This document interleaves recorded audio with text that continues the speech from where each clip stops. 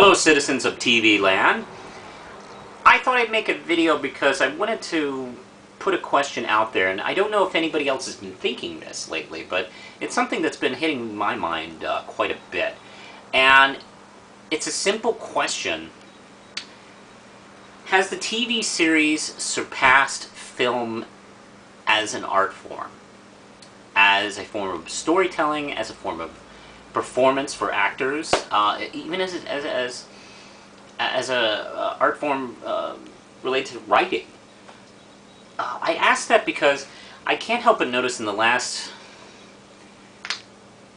couple of decades, really, specifically this past decade, the TV series seems to be creating a lot more buzz and excitement among people, where films don't seem to be doing that anymore.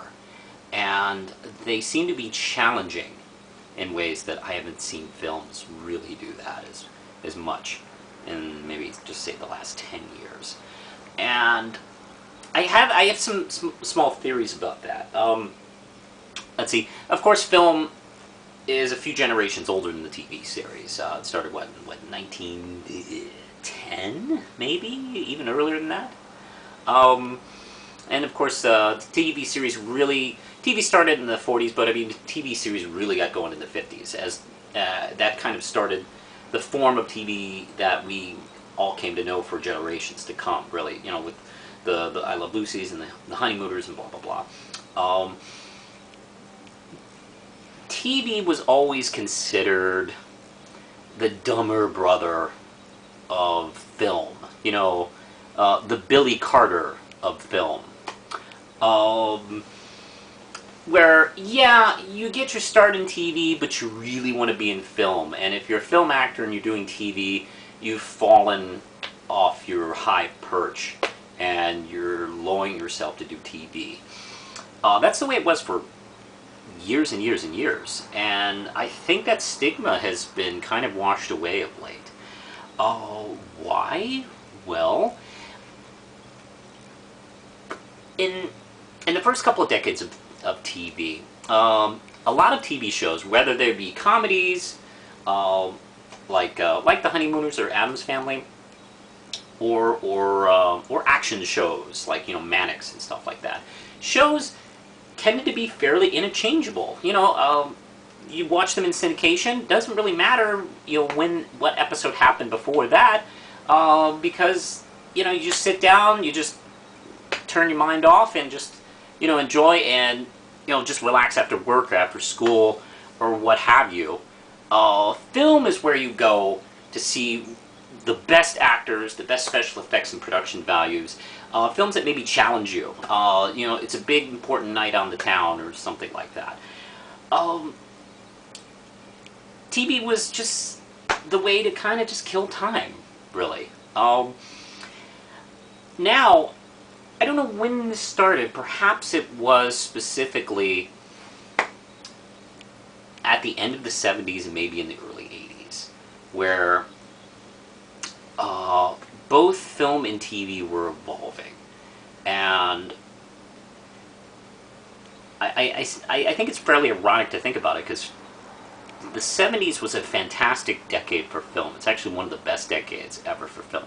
It's when the Hays Code was long gone.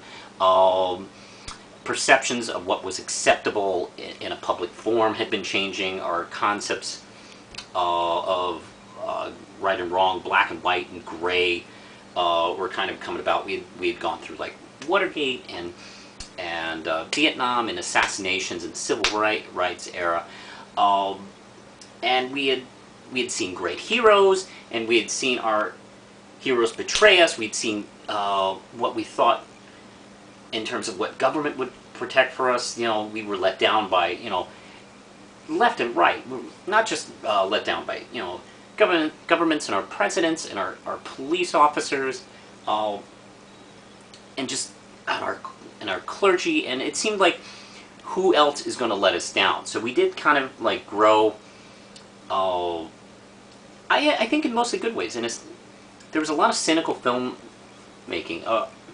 maybe at least more realistic filmmaking, where it really did kind of um, take a step back from always having happy ending. And this is a decade where filmmakers really kind of branched out. And they had also branched out in TV as well, but not as fast as film. TV series like MASH and All in the Family were shows that really kind of started to develop the idea of, like Mary Tyler Moore, Rhoda, started to develop the idea of a character arc, where the character would be one way in the first season, and by the end of the series they'd be fairly different or changed by whatever path they took. And then in the 80s, people wanted to have happy endings in films again. People were tired of not knowing who the good guys are. You can make the argument that, that's the Star Wars effect, that's the Jaws effect, and that's the Indiana Jones effect. These are great films, but they really did have a huge impact on film, and also the target audience, I think, changed. Hollywood was looking less for adults more and more each year, and they were looking for teenagers, specifically teenage boys. Teenage boys from 18 to man children at 30.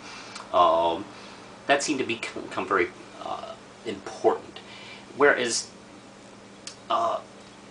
TV was, in the 80s, developing story arcs, with shows like St. Elsewhere and Hill Street Blues. Even sitcoms were getting into this kind of thing, with Cheers and Taxi, for instance. So shows were getting more sophisticated. Not every episode of Cheers, for instance, could be interchangeable with another episode. You can watch a season 2 episode of Cheers and then a season 7 episode of Cheers, and they're the same thing. The show was very different by that time. So what was going on with film was getting more simple, and TV was getting more complex. And I do wonder if that period had kind of really hit like during the 90s, where bigger budgets were kind of like just exploding. And now we're seeing budgets like 100 million, 200 million. Studios are willing to risk everything. When you explode that budget, you make your film more simple, so more people will get it. Whereas TV shows have been oddly getting more complex, and the acting has always been pretty good, but I think because of cable and shows that are on like HBO and Showtime, and even basic cable shows seem to be expanding on what they're allowed to do. I've been watching American Horror Story recently on FX, which is basic cable, and I'm actually kind of mystified about what they can get away with on that show. It seems like they just can't show tits and that's it. Other than that, they can pretty much do anything. And I've even noticed that on network shows. I've been watching really horrifying bits of violence on network shows.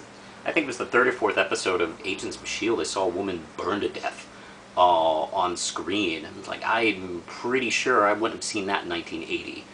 I could have seen that in a 1980 film.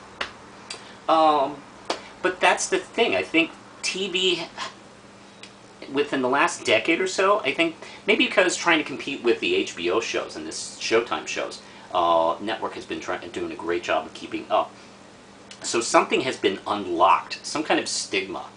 And now showrunners have almost become the new directors. I mean, did you ever have a period years ago where you knew the name of a showrunner? But now, everybody talks about Stephen Moffat as if he is God, or Joss Whedon, the same way they would talk about directors just a few years ago. I think, I don't know if this is going to be something permanent. I don't know if this is going to be just something generational.